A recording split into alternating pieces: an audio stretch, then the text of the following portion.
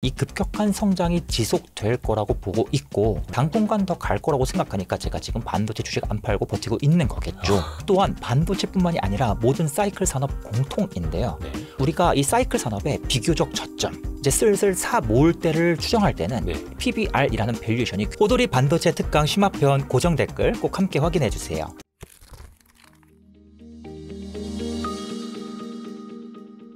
어찌됐든 간에 그 데이터 센터 수요로 인해서 D램 가격이 오르는 것까지도 이제 설명을 해주셨는데 또 하나 궁금한 게 그럼 과연 HBM이라고 하는 녀석의 성장세는 계속해서 이어질 것이냐 어느 순간 둔화되지는 않겠느냐 이런 의구심도 한쪽에서는 좀 교차하더라고요. 네, 이게 굉장히 조심스러운 발언인데요. 개인적으로는 일단 산업적인 관점, 기술적인 관점에서 봤을 때는 이 급격한 성장이 지속될 거라고 보고 있고 또 당연히 지속되니까 지금 반도체 섹터의 업황이 좋은 것이고 또 앞으로 당분간 더 얼마나 갈지 모르겠지만 당분간 더 갈 거라고 생각하니까 제가 지금 반도체 주식 안 팔고 버티고 있는 거겠죠. 그런데 주의할 점이 있습니다. 앞에서도 말씀드렸지만 반도체 주가가 2배 오르게 되면 너도 나도 반도체 주식을 사신다고요. 근데 거기까지는 괜찮다고요. 그런데 그 더 큰 문제가 무엇인가 하면 이제 모두가 함께 강한 확신을 그것도 이제는 완전히 다르다. 이제는 사이클이 종점과 굉장히 다르게 크게 더 오래 간다. 그런 확신이 모두에게 공유되는 그 시기가 위험하다라고 말씀을 드렸습니다. 그런데 지금 주신 내용도 마찬가지인 것 같습니다. 어떻게 보면 이 HBM 시장은 훨씬 더 크게 성장할 수밖에 없다. 이렇게 보신 분들이 있었고 한켠에서는 그 성장은 하지만 성장세는 둔화될 수밖에 없다. 맞습니다. 그래서 사실 하이닉스도 20만 원대 후반에서 한번 흔들리고 30만 원대 올라가서 흔들리고 막 이랬던 거잖아요. 맞습니다. 엔비디아도 한번 크게 흔들렸었죠. 제가 생각하는 주의할 점이 바로 그겁니다. 일단 저희가 기본적으로 투자를 하는 동안에는 매수를 하는 동안에는 일단 이 성장세가 지속된다라고 생각하는 게 중요한 것 같고요. 또 지금 나오는 수많은 예측 보고서들을 봐도 HBM 시장의 성장 계속해서 이루어진다. 또 최근에 뭐 엔비디아가 HBM의 스펙을 또 높여달라고 요청이 와서 그러면 더 HBM 만들기 어려워지고 수율이 낮을 것이고 이러한 이야기 계속해서 나오는데 다 맞는 이야기입니다. 다만 저희가 투자 관점에서는 미리 주의사항 정도는 숙지해 두자고요. 당연히 HBM에서 가장 중요한 포인트가 뭐겠습니까? 최근 데이터 센터 업체들의 굉장한 이 대규모 설비 투자 그리고 또 이 GPU를 사들이는 고속도 쏟아붓는 자금력 이러한 변수들이 중요한 포인트가 될 텐데요. 실제로 최근에 일단 수요 측면에서 보자면 이 데이터 센터 업체들의 이 설비 투자가 오히려 더 많아져요? 급격하게 늘어나고 있는 그림입니다. 그래서 지난 이거 보시면 사이클이 보이죠. 상승 사이클 그리고 정체 사이클. 상승, 정체, 상승. 지금 이제 상승 사이클이 명확하게 들어와 있는 걸 볼 수가 있는데 개인적으로는 그리고 이제 지금 나오고 있는 수많은 시장 예측 자료들을 살펴보면 이게 앞으로도 이렇게 간다라고 예측이 되고 있기 때문에 지금 반도체 업황이 좋은 겁니다. 그런데 주의할 점이라고 하면 우리가 지금 일단은 즐기자고요. 개인적으로는 올해까지는 뭐 얼마 남진 않았습니다만 이 반도체 분위기가 계속해서 갈 거라고 좀 생각을 하고 있고 갔으면 하는 생각이 있는데 저희가 투자를 올해까지만 하고 끝낼 게 아니라 내년도 계속 할 거 아니겠습니까? 그런데 이제 내년부터는 어떤 이슈가 나타날 수도 있는지 그 가능성 측면에서 미리 주의사항 정도는 체크를 해두자고요. 시나리오? 맞습니다. 데이터 센터 업체들이 지금 공격적으로 증설 규모를 늘려서 이 그래프가 아주 가파르게 증가하고 있는데 앞으로 인공지능 시장 성장하잖아요. 전 세계 사람들 다 알고 있습니다. 모르는 사람이 아프리카 분들도 다 알고 계십니다. 그리고 또 인공지능 시장 계속 성장하면 HBM 성장하잖아요. HBM이라는 단어요. 여러분 알고 계신 거 아닙니다. 이제 다 알죠. 다 알고 계시고요. 얼마 전에도 제가 글 썼다고 말씀드렸죠. 택시 탔는데 택시 기자님께서 저한테 HBM 설명해 주셨다고. 근데 택시 기사님 무시하는 게 아니라 주변 분들이 모두가 다 HBM 이야기를 할 정도면 다 관심사라는 뜻이에요. 그걸 말씀드리고 싶었던 겁니다. 그런데 중요한 점이 무엇인가 하면 인공지능 시장이 계속해서 성장하면 이 그래프 계속해서 장기 우상향 갈 겁니다. 갈 건데 주의할 점은 주가는 이 그래프가 성장하는 동안 항상 성장하지 않는다고요. 주가는 맞습니다. 시장은 아무리 성장하더라도 주가는 항상 성장하지 않습니다. 그러면 주의할 점이 무엇인가? 이 그래프가 앞으로 지속되더라도 이 증가 속도가 조금이라도 느려질 조짐이 보이면 주가가 그의 1년 앞서서 크게 떨어지기 시작한다는 겁니다. 실제로 여러분 이 그래프를 한번 삼성전자, 엔비디아 같은 기업들의 주가를 한번 비교해 보세요. 비교해 보시면 지난번에도 이 하락 사이클 들어갈 때 데이터 센터 업체들의 설비 투자가 정체 기조로 들어갈 때 주가가 하락한 것이 아니고요. 하락 사이클에 들어가기 전에 상승의 속도가 느려질 때 기울기가 약간 둔화될 때 그때 기준으로 얼추 1년 앞서서 주가가 크게 무너졌습니다. 이러한 움직임이 계속해서 반복해서 나타나왔다는 겁니다. 그럼 우리가 중요하게 생각해야 할 점은 일단 수요 측면에서는 이 그래프가 기울기가 둔화될 여지가 이제 슬슬 맞습니다. 이러한 여지가 뭐 다음 분기 데이터 센터 둔화되라고 바로 나오는 건 아니고 얼추 한 1년쯤 뒤부터는 둔화될 가능성이 있어라는 얘기가 스물스물 나오는 시기가 언제든지 도래할 수 있다는 거예요. 그 정도 포인트는 우리가 좀 미리 염두에 두면서 투자를 하자라고 좀 말씀을 드리겠습니다. 왜 그런가 하면 과잉 확신이 가장 위험하기 때문에 보통 그때 물리시기 때문에 그걸 방지하기 위해서 우리가 이 정도 내용을 미리 알아두자라고 말씀을 드린 겁니다. 근데 지금은 빅테크 기업들도 그렇고 엔비디아 얼마 전에 젠슨 황도 또 한 번 강조를 했고 오라클도 그렇고 이런 테크 기업들이 볼 때는 엄청난 수요는 지속된다. 맞습니다. 이 기울기가 지속된다. 라고 어나운스를 하고 있고요. 또 한 가지는 방금 앞에서 말씀드렸던 네오 이 클라우드 기업들이 사실 이 전체 이 데이터 센터 투자의 설비 투자 비중은 한 5%에서 8% 정도밖에 안 되긴 합니다만 그들 기업이 이제 공격적으로 나서기 때문에 10%까지 올라오긴 할 겁니다만 아무튼 그들 기업까지 가세하면서 이 그래프가 계속해서 가파르게 수요처가 많아지니까. 맞습니다. 그렇게 좀 말씀을 드릴 수가 있겠습니다. 강의에 많은 관심 부탁드리겠고요. 이건 이제 수요 측면에서 이야기고요. 공급 측면에서의 이슈가 좀 더 컸죠. 공급 측면에서 약간 좀 반반 갈리는 그런 분위기가 형성이 됐었는데 그게 무슨 말인가 하면 이제는 삼성전자도 HBM에 가세하게 된다. 그렇죠. 그래서 이제는 어떤 이슈가 생기냐. 과거에 2017년에 어떤 이슈가 있었냐면 앞에서 잠깐 말씀드리길 모바일 쪽에서 스마트폰용 D램이 먼저 수요가 쭉 반등했고 이후에 뒤따라서 서버용 D램의 수요가 급격하게 따라오면서 슈퍼사이클이 나타났다고 말씀을 드렸죠. 그런데 이때 어떤 이슈가 있냐면 삼성전자가 본래는 모바일 메모리에 굉장한 강점을 가지고 있다. 다른 기업들의 추종을 허용하지 않을 정도로 강한 강점을 가지고 있다 보니까 하이닉스랑 마이크론 입장에서는 야 앞으로 데이터 센터 성장하잖아. 그래서 우리가 모바일 쪽에선 삼성에서 많이 밀리지만 데이터 센터용 시장 그쪽 한번 좀 잘 공략해보자. 그러니까 2017년에 데이터 센터용 이 메모리 반도체 수요가 급격하게 늘어나다 보니까 하이닉스랑 마이크론이 굉장히 빠르게 추격하게 된 겁니다. 그러다 보니까 어떤 이슈가 생기는가? 삼성전자가 안 돼. 우리의 점유율을 공고하게 유지해야 돼.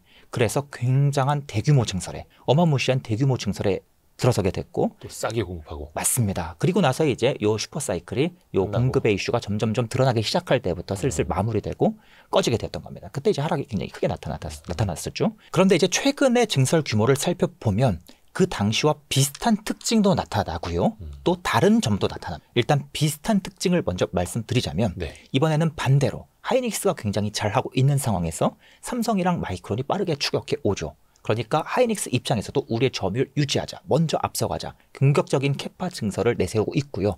삼성도 야 우리가 이번엔 할 수 있다라는 믿음으로 공격적인 캐파 증설을 나타내고 있습니다. 그래서 단순히 증설 규모 숫자만 보면 웨이퍼 투입량이라는 숫자만 보면 역대급 증설이 지금 공격적으로 이제 올해부터 시작된 공급 측면에서는 이런 이슈가 있는 거죠. 그래서 야 그러면은 과거에 이 공급 그 사이클 봤을 때 이제 삼성전자, 하이닉스 그리고 마이크론까지 지금 역대급 증설을 하고 있는데 그러면 이거 다시 재현 아니야? 지난번처럼 이제 슬슬 몇 개월 후에 맞습니다. 공급 과잉이 일어나면서 재현되는 거 아니야? 이러한 주장을 하시는 분들이 일부 계신 거죠. 있죠. 그런데 사실 엄밀히 말씀드리자면 이번 증설은 규모로만 보면 역대급이지만 굉장한 규모지만 삼성전자가 뭐 80K 그리고 뭐 하이닉스가 60K 2017년에는 삼성이 한 70K 정도, 하이닉스가 한 30K 정도에 비하면 굉장히 큰 규모이긴 하거든요. 근데 문제가 무엇인가 하면 아시다시피 여러분 HBM은 한 개의 칩만 들어가는 것이 아니라 여러 개의 칩이 수직으로 들어가고 또 엔비디아가 출시하는 새로운 GPU 칩들이 요구하는 D램의 개수가 늘지 않습니까? 이 부분을 감안하면 그렇게까지 공격적인 증설은 아니다. 수요 대비 공급을 보면 맞습니다. 그래서 이 정도면 비교적 약간 앞서가는 공급이기는 하지만 그렇다 그래서 막 아주 공격적인 증설, 공급 과잉이 막 크게 발생할 수 있는 이슈까지는 아니다. 이렇게 해석할 수 있다라는 거죠. 그래서 좀 이 주장이 약간 반반 갈리는 것 같습니다. 강의에 많은 관심 부탁드리겠고요. 또 한 가지 어떤 이슈가 있냐면 지금까지 하이닉스는 굉장히 잘 해왔죠. 마이크론도 성과를 내고 있는데요. 문제는 삼성입니다. 삼성이 지금 이제 HBM3E에 이어서 4까지 공격적으로 지금 준비를 하고 있는데 만약에 HBM4에서 대성공을 한다면 삼성전자가 내부적으로 목표 점유율을 30% 이상으로 세운 것 같아요. 그 점유율을 정말로 달성한다면 그러면 정말로 공급이 크게 늘어날 수도 있겠죠. 하지만 많은 분들께서 또 어떻게 생각하시는가? 삼성이잖아. 예전에 삼성이 아니잖아. 그래서 못할 걸 감안해야지. 못하게 되면 그땐 또 이야기가 달라진다. 그래서 실제로 수치적으로 봤을 때 만약에 삼성이 목표로 하는 그 수치를 달성하게 되면 HBM이 대략 한 1, 2% 공급 과잉 정도로 예측이 되고 있고요. 삼성이 못할 경우에는 점유율을 갖추지 못하고 또 우리 가동률을 충분히 채우지 못할 경우에는 1, 2% 공급의 부족이 나타날 걸로 예측되고 있습니다. 뭐 시장 조사 기관에 따라 다른데 뭐 대략 한 이 정도 수준에서 그러니까 이게 삼성의 수율에 따라서 맞습니다. 삼성이 잘하면 오히려 다 같이 또 HBM이 안 좋아질 수 있는 그림. 삼성이 못하면 하이닉스는 더 웃을 수 있는 그림. 조금 예측하기는 어렵네요. 맞습니다. 이걸 저희가 미리 예측할 수는 없습니다. 그래서 지금 현재 HBM에 대한 이 공급 관점에서 봤을 때 주장이 좀 반반 나뉜다. 그래서 이 우려와 기대가 좀 상존하고 있는 것이라고 말씀을 드릴 수 있겠습니다. 왜 그런 얘기도 많았어요. 그러니까 네. 젠슨 화학 입장에서 보면은 빨리 삼성전자가 들어와서 하이닉스, 마이크론 다 같이 경쟁을 해서 HBM 공급 단가가 낮아지기 희망할 거다. 이건 어떻게 좀 논리적인 이야기입니까? 실제로 이번에 HBM4 같은 경우에는 종전보다 가격을 상대적으로 낮췄어. 그러니까 HBM4가 비싼 제품이니까. 그러니까 원래 3E보단 당연히 더 높은데. 네, 맞습니다. 시장이 생각했던 것보다는 낮다 이런 거예요? 좀 많이 낮은 30% 정도 낮은 가격에 형성될 것으로 보인다라는 예측이 가장 많이 이거는 이제 HBM3보다 낮다는 게 아니라 맞습니다. 시장이 기대했던 HBM4 가격보다는 낮다. 이거 혹시나 오해하시면 안 되니까. 예. 그래서 그 이슈도 한번 터지면서 이게 이 실제로 공급에 대한 어떤 이 불안감을 부추기는 요인이 된 것 같습니다만 그래도 괜찮다. 여전히 하이닉스는 많은 이익을 누릴 수 있고 삼성도 추가 이익을 누릴 수 있는 구간이기 때문에 둘 모두 좋은 상황이다. 이러한 예측으로 덮이면서 주가가 모두 좋은 상황이라고 볼 수 있겠습니다. 다만 이거는 계속해서 와치해야만 하는 맞습니다. 내용이겠네요. 네. 근데 또 일각에서는 그런 얘기도 해요. 네. 이제 HBM3E 12단 퀄 테스트 통과 오케이 축하해. 네. 근데 이제부터 중요한 건 HBM4야. 맞습니다. 삼성이 과연 HBM4에서는 하이닉스를 따라갈 수 있을까? 네. 이런 퀘스천. 네. 근데 주변에 또 좀 기술진 이런 분들도 많이 계시잖아요. 예. 어떻게 보세요? 굉장히 확신에 차서 못한다라고 말씀하시는 분들도 계시고 확신에 차서 잘할 수 있다라고 말씀하시는 분들도 계신 것 같아요. 꼭 주변의 현업분들뿐만 아니라 뭐 여러 가지 뭐 콘텐츠 채널들을 봐도 비슷한 것 같습니다만 중요한 점은 저희가 절대로 확신할 수 없다. 이게 중요한 포인트인 것 같고요. 다만 이제 한 가지 저희가 주의할 점은 삼성이 HBM3E를 하는 것은 사실 의미가 없는 건 맞습니다. 일단 실적 관점에서 전혀 의미가 없고요. 또 한 가지는 삼성전자 주가가 얼추 한 6월 즈음부터 스물스물 오르기 시작하다 최근에 급격히 올랐어요. 그런데 이미 6월 즈음부터 오를 때부터 HBM3E에 대한 기대감으로 올랐던 겁니다. 그게 반영됐다. 맞습니다. 근데 굉장히 재밌는 점이 그때 나왔던 증거사 리포트나 뭐 나왔던 분석글들을 살펴보면 HBM3E 때문에 주가가 올라야 한다. 그런데 실적에는 그렇게 도움이 되지 않는다. 왜 도움이 안 되는 거예요? 안 하던 거 하던 건데. 왜냐하면 어차피 이미 공급 물량이 굉장히 미미할 것이고 또 진입만 하는 거지. 맞습니다. 그냥 의미만 있는 거죠. 이미 그런데 그 공급을 하이닉스가 다 받아놨고 막 이런 식으로요. 맞습니다. 너무 늦었어요. 퀄테스트가 원래 예정대로 굉장히 일찍 나왔다면 그나마 좀 의미가 있었겠지만 아니 그런데 실적에 이 영향을 못 주는데 왜 주가 측면에서는 올라야 된다고 주장하냐. 이게 상반된다고 생각하실 수도 있겠지만 밸류 측면에서 오를 만한 요인이 된다라고 말씀을 하셨던 거고 최근에 이 이슈들은 지난 한 4개월 정도 쭉 반영이 되면서 HBM3E에 대한 기대감은 모두 반영이 된 상황이다. 그럼 앞으로는 이제 정말로 HBM4에서의 점유율을 달성할 수 있는가 없는가 이 기대감이 중요한 포인트가 될 거라고 저 보고 있습니다. 그러게요. 그래서 HBM4가 중요한데 다만 이거는 아직은 확신할 수 없다. 왜냐면 뭐 나중에 영상 나가면 어떻게 될지는 모르겠습니다만 HBM3 12단 퀄 테스트 통과했다라는 것도 국내외 언론에서 많이 나오고는 있는데 삼성은 아직 뭐 가타부타 이야기를 안 하잖아요. 네, 맞습니다. 삼성 이야기가 지금 좀 아직 명확하게 나오지 않고 있고요. 다만 주의할 점은 저희가 투자를 하다 보면 내가 일단 어느 정도 나는 이 HBM4가 삼성의 HBM4가 될 거야, 안 될 거야. 각자에 따라서 투자 전략이 달라지겠죠. 어차피 저희가 확실할 수 있는 영역이 아니기 때문에 거기에 맞춰서 투자 전략을 세우시면 됩니다. 다만 주의할 점은 과잉 확신을 갖기보다는 이 업데이트가 필요한 영역이다. 특히나 HBM은 여러분 잘 아시다시피 1년마다 기술이 변하지 않습니까? 기존의 DDR4, DDR5는 6년에서 7년 정도 지나야 기술의 변화가 큼직하게 발생하기 때문에 저희가 뭔가 추적을 자주 할 필요가 없습니다. 그런데 꼭 반도체뿐만이 아니라 꼭 HBM뿐만이 아니라 어느 영역에 투자하든 빠르게 변하는 영역은 기술이 매년 아니면 2년마다 빠르게 변하는 영역은 당연히 그만큼 추적을 더 빈번히 해야 하고요. 천천히 변하는 영역은 예를 들어서 우리 뭐 통신 기술 4G에서 5G, 5G, 6G 천천히 바뀌지 않습니까? 이런 영역은 당연히 우리가 업데이트를 자주 할 필요가 없다라는 겁니다. 이 원칙 하나만큼 꼭 지키시면서 투자하시는 게 가장 중요한 포인트가 된다고 생각합니다. 과잉 확신보다는 업데이트, 네. 그러니까 예측보다는 대응. 네, 맞습니다. 이렇게 생각을 해야겠네요. 네, 맞습니다. 강의에 많은 관심 부탁드리겠고요. 하이닉스 이야기를 좀 해볼게요. 최근에 그 PER 찾아보니까 네. 이제 1년 선행 네. 예측 실적 바탕으로 한 게 10배 정도 되더라고요. 예. 그러니까 과거에도 계속해서 네. PER 막 6배. 그래서 네. 와, 하이닉스가 이게 PER 6배가 말이 되냐. 네. 이런 논리들이 많았잖아요. 물론 이제 20만 원대도 그랬고. 네. 근데 또 한편에서는 이게 아무리 그래도 사이클 산업인데 PER 보는 건 좀 부적절하다. 맞습니다. 이런 이야기들도 있었고. 네. 그러면 지금 40만 닉스 측면에서는 밸류에이션을 좀 무엇으로 보는 게 좀 적당한 거예요? 일단 사이클 산업은 PER을 본다는 것 자체가 아예 말이 안 되는 이야기죠. 아예 나는 주식 투자할 줄 몰라. 아무리 경험이 10년, 20년 있어도 헛배웠어 라고 말씀하시는 게 정답입니다. 요거는 뭐 투자 기준에 따라서 전략에 따라서 생각이 아니고요. 그냥 정답의 문제입니다. 그래서 특히 이 사이클 중에서도 삼성전자 하이닉스보다도 가장 더 큰 사이클 기업들이 바로 장비사들인데요. 장비사들은 이 PR 가지고 투자가 아예 불가능합니다. 말이 안 되는 수치가들이 나와요. 실제로 우리나라 과거 사이클 기업들 또 반도체 기업들 수많은 기업들 이 과거에 이 통계를 쭉 뽑아보면 PR을 보고 투자하게 되면 무조건 마이너스, 큰 마이너스가 계속해서 나옵니다. 아예 잘못된 투자 전략이고요. 원칙은 사이클이기 때문에 우리가 다른 방법을 대표적으로 이제 보시는 게 보통 PBR이 되겠죠. 그래서 PBR을 보고 투자하는 게 맞습니다. 그런데 요거는 이제 이론적인 이야기였고 문제는 지금 하이닉스의 밸류에이션은 어떻게 봐야 되는가? PBR이 3배 좀 넘더라고요. 예, 아마 트레일링 기준일 거고요. 또 이 포워딩 기준으로는 대략 한 이 중반대까지 아마 형성된 걸로. 이 중반대? 예, 아마 저도 지금 정확하게 기억이 안 나는데. 더 많이 이제 벌어서 쌓아놓고 감안하고. 네, 맞습니다. 그래서 사실 엄밀히 PBR 기준으로는 막 엄청난 최상단 고점이라고 보기는 조금 어려운데 사실 더 중요한 이슈가 있습니다. 어떤 이슈가 있냐면 이 또한 반도체뿐만이 아니라 모든 사이클 산업 공통인데요. 네. 우리가 이 사이클 산업의 비교적 저점 이제 슬슬 사 모을 때를 추정할 때는 PBR이라는 밸류에이션이 굉장히 유용합니다.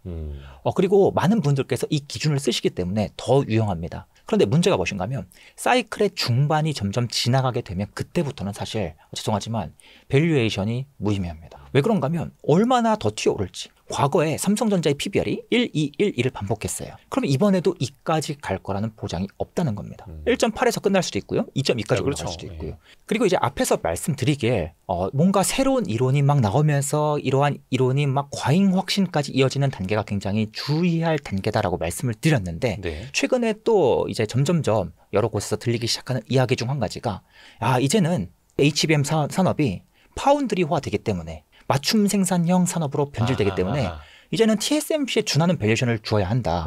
그래서 PBR 이제 더 이상 사이클이 아니기 때문에 PER로 봐야 하고 그러면 이 TSMC의 PER은 몇이니까 뭐 하이닉스도 PER 몇 줘야 되고 그런 돌이 나오죠. 네, 많이 보이고 실제로 이 뭐 투자 카페에서 제가 이게 좀 아직은 나중엔 가능할 수 있겠지만 지금은 시기상조사라고 댓글 남겼다가 또 강한 비판도 받고 막 그랬었는데요. 아무튼 간에 이런 이야기가 나오는 재미있는 점이 무엇인가 하면 만약에 정말로 TSMC 모델을 따라간다 하더라도 이 주가 사이클이라는 이 특징이 여전히 살아있기 때문에 굉장히 재미있는 점이 무엇인가 하면 쉽게 말씀드릴게요. TSMC가 과거에 통상 얼추한 PER이 20쯤 되면 고점이다 라고 예측이 됐었습니다. PER 20? 예, 맞습니다. TSMC는 이익이 굉장히 안정적인 기업이기 때문에 PBR이 아니라 PER을 쓸 수 있어요. 그래, 설령 PER을 쓴다 하더라도 어떤 이슈가 있었는가? 이 파운드리의 엄청난 초호황이 온 거죠. 2020년, 21년 넘어가는 과정에서 초호황이 왔고요. 이때 많은 분들께서 TSMC의 PER이 한 20쯤 왔을 때, 20에서 25 사이쯤 왔을 때 PER만 보고 많이 파셨다는 거죠. 그런데 앞에서도 말씀드렸지만 사이클의 특징이 나타나는 영역은 절대로 이 중반 이후부터는 고점 예측이 안 됩니다. 당시에 이 TSMC의 PER이 30 이상까지 크게 오르면서 배가 굉장히 아픈 그런 상황이 벌어졌다는 거죠. 그래서 그러한 안정적인 이익이 굉장히 반도체 섹터 내에서 이익의 안정성이 가장 뛰어나다라고 평가를 받는 TSMC조차도 이렇게 크게 빗나가는데 당연히 하이닉스, 삼성전자도 저희가 밸류에이션만 보면 뭐 고점을 예측하거나 고점을 평가하는 것은 현실적으로 어렵습니다. 그러니까 그 사이클 산업에서 밸류에이션 뭐 PER이 됐든 PBR이 됐든 바닥 잡을 때나 보는 거지. 네. 그걸로 고점을 평가해서 안 된다는 말이 네. 또 공통적으로 있네요. 그리고 또 한 가지는 제가 요 와이스트릿 강의에서 제 강의를 언급해서 좀 죄송합니다만 기업 분석 강의를 제 블로그에서 진행하는데 우리나라 상장세 얼추 70에서 80%는 PER이든 적정 주가든 아예 안 먹힙니다. 그냥 의미가 없는 거예요. 사실 실적 추정도 우리나라 70% 이상 기업들은 아예 할 필요가 없습니다. 예. 그래서 특히나 사이클 기업들이 많기 때문인데요. 사이클 기업들은 그래서 중요한 점이 무엇인가 하면 일단 내 투자 아이디어를 살려서 계속해서 투자하되 업데이트를 잘하고 나의 과잉 확신을 갖지 않는 게 남들보다 눈치가 일찍 빠져나오는 유일한 방법입니다. 밸류에이션이 적정 주가에 도달했다고 바로 파는 것도 올바른 정답이 아니겠고요. 그렇다 그래서 앞으로 무조건 더 간다라고 외치는 것도 또 정답이 아니겠습니다. 그 중간에 위치를 잘 찾는 것이 굉장히 중요한 포인트가 되겠는데요. 이러한 경험은 꼭 반도체 투자할 때뿐만이 아닙니다. 우리가 다른 사이클 산업 많지 않습니까? 그렇죠. 대표적으로 여러분께서 부동산을 생각하시면 됩니다. 부동산도 가보면 공식 여러 가지 있고요. 적정 주가 구하듯이 그쪽도 뭐 적정 월세 대비해서 뭐 얼마, 뭐 토지 지분에 비해서 얼마 많습니다. 근데 안 맞아요. 안 맞고 다만 이제 주변 사람들이 모두가 확신을 외치고 이제는 뭐 노동왕도 변한다 이런 이야기가 나올 때 그때 이제 슬슬 눈치과 매도 정리하는 게 일반적인 절차이듯이 반도체도 마찬가지라고 좀 말씀을 드리겠습니다. 제가 개인적으로 밸류에이션을 이용한 여러 가지 투자 모델들을 만들었고 전략들을 만들었었고 또 제 투자에도 쓰고 있습니다만 좀 밸류에이션이라는 이 녀석에 대해서 회의적인 그런 입장도 좀 많이 가지고 있는 편이긴 해요. 그래서 좀 여러분께서 적당히 걸려 들어주셨으면 좋겠고 다만 개인적으로는 보통 밸류에이션에 대한 질문을 받으면 특히 뭐 투자 경험이 10년이 안 되는 투자자분들께서 질문을 주시면 보통은 내가 이거 고점 매도할 적정 주가 얼마인지 산출하려고 그래서 물어보시는 경우가 거의 90%예요. 근데 현실적으로 이 공식을 특히나 사이클 산업의 중반이 지난 시점에서 이 밸류에이션을 그런 방향으로 쓰는 건 좀 바람직하지 않다라고 좀 개인적인 소신을 말씀드립니다. 그래서 앞에서도 말씀해 주셨던 예측이 아니라 대응이다. 네, 맞습니다. 라는 것도 여기에서도 적용이 가능한 거네요. 맞습니다. 일단 한 가지 저희가 주목할 점은 2017년에 슈퍼 사이클이 왔을 때는 어떤 이슈가 있었냐. 왜 갑자기 주가가 쭉 불기둥을 만들다 훅 꺼져 버렸냐. 그때는 이 해외 증권사에서 이제는 반도체 겨울이 온다라는 리포트가 본격적으로 하락을 부추겼습니다. 그때였나요? 맞습니다. 그리고 또 2020년에서 21년 넘어갈 때죠. 2021년 극초반에는 어떤 이슈가 있었냐면 반도체 기업들의 주가가 피크를 찍고 이제 슬슬 조정을 받을 이 주가가 대략 한 3, 4개월 쭉쭉쭉 조정을 받을 때 이때 또 리포트가 나와서 크게 부추겼습니다. 그때부터 이제 본격적인 비하락 사이클이 나타났었거든요. 그래서 저희가 이러한 외부 자료까지 좀 열린 마음으로 살펴보는 것도 중요하고 또 이 가격의 급등이 또 실적의 급등이 뭐든지 급격하면 오래 가지 못하는 법이라는 점도 한 가지 고민하시면 좋겠어요.